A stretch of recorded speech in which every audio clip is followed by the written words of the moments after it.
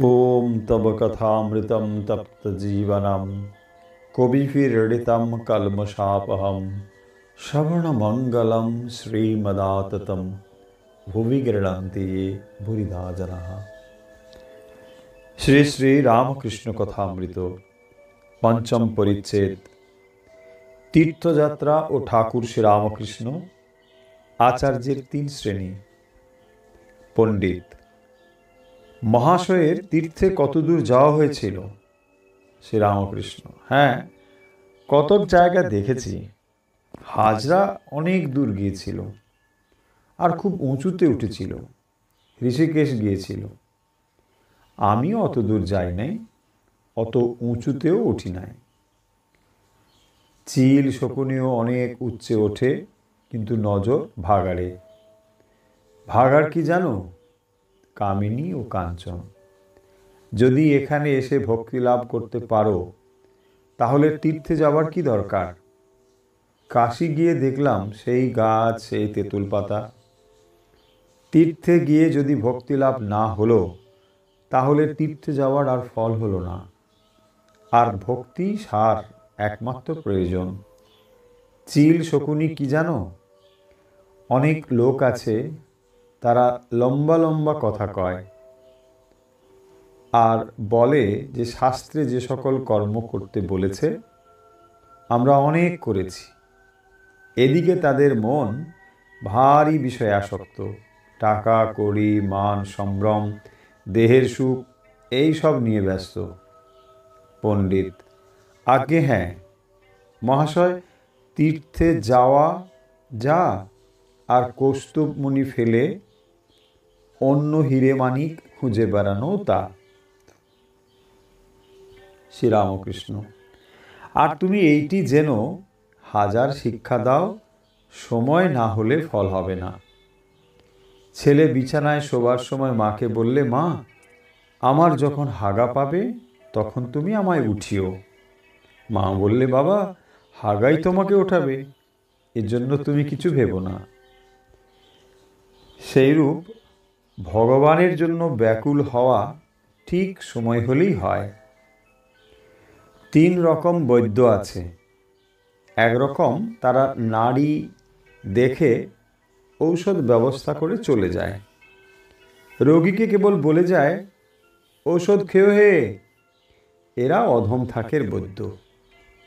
সেইরূপ কতকগুলি আচার্য উপদেশ দিয়ে যায়, কিন্তু উপদেশে লোকের ভালো হলো কি মন্দ হলো তা দেখে না, তার জন্য ভাবে না। কতকগুলি বৈদ্য আছে, তারা ঔষধ ব্যবস্থা করে রোগীকে ঔষধ খেতে বলে। রোগী যদি খেতে না চায় তাকে অনেক বোঝায়। এরা মধ্যম থাকের বৈদ্য। সেইরূপ মধ্যম থাকের আচার্যও আছে। তারা উপদেশ দেন, আবার অনেক করে লোকদের বোঝান যাতে তারা উপদেশ অনুসারে চলে। আবার উত্তম থাকের বৈদ্যও আছে। মিষ্ট কথাতে রোগী যদি না বোঝে তারা জোর পর্যন্ত করে।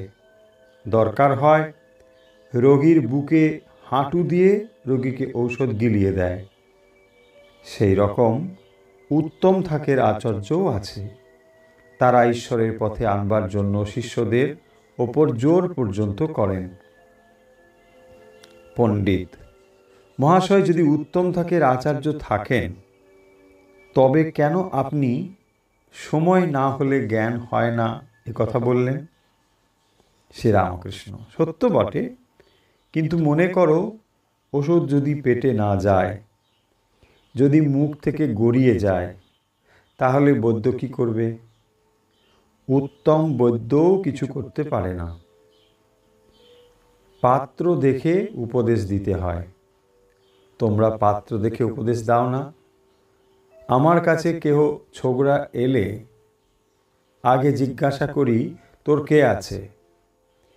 মনে করো বাপ নেই, হয়তো বাপের ঋণ আছে, সে কেমন করে ঈশ্বরে মন দেবে? শুনছো বাপু? পণ্ডিত: আগে হ্যাঁ, আমি সব শুনছি। শ্রীরামকৃষ্ণ: একদিন ঠাকুর বাড়িতে কতগুলো শিখ সিপাহী এসেছিল। মা কালীর মন্দিরের সম্মুখে তাদের সঙ্গে দেখা হলো। একজন বললে, ঈশ্বর দয়াময়। আমি বললাম, বটে, সত্য নাকি? কেমন করে জানলে? তারা বললে, কেন মহারাজ, ঈশ্বর আমাদের খাওয়াচ্ছেন, এত যত্ন করছেন। আমি বললাম, সে কি আশ্চর্য! ঈশ্বর যে সকলের বাপ, বাপ ছেলেকে দেখবে না তো কে দেখবে? ও পাড়ার লোক এসে দেখবে নাকি? নরেন্দ্র, তবে ঈশ্বরকে দয়াময় বলবো না? শ্রীরামকৃষ্ণ, তাকে কি দয়াময় বলতে বারণ করছি? আমার বলবার মানে এই যে ঈশ্বর আমাদের আপনার লোক, পর নন। পণ্ডিত, কথা অমূল্য। শ্রীরামকৃষ্ণ, তোর গান শুনছিলুম, কিন্তু ভালো লাগলো না, তাই উঠে গেল। বললুম, উমেদারি অবস্থা, গান আলুনি বোধ হল। নরেন্দ্র লজ্জিত হইলেন, মুখ ঈষৎ আরক্তিম হইল, তিনি চুপ করিয়া রহিলেন। ওম নিরঞ্জনম নিত্যম অনন্তরূপম ভক্তানুকম্পাধিত বিগ্রহং বৈ ঈশাবতারম পরমেশ্বমিড্ডম তম রামকৃষ্ণম শিরসা নমামি।